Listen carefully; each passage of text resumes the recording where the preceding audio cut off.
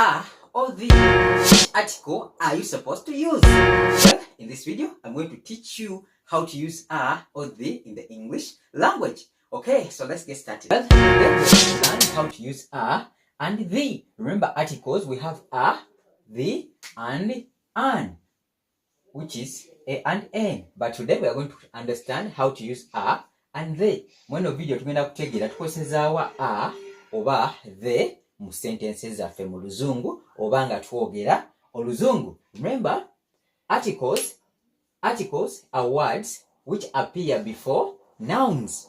Once again, articles are words which appear before nouns. This means they are placed before writing the name of anything. Remember, we said a noun is a name given to anything. For example, a cup, a boy, a pencil, and you can name it.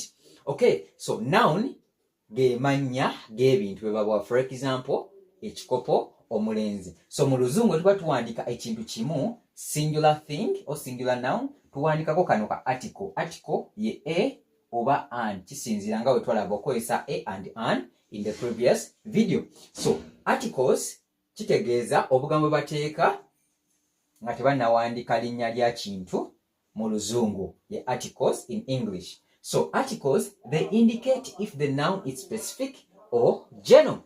So noun being specific or general. For example, a cup. So a cup is a general name. But once you say the cup, which means you are specific about the exact cup you want, as we're going to see in these examples. So a noun being specific is that you know what you are talking about. For example, you don't generalize it.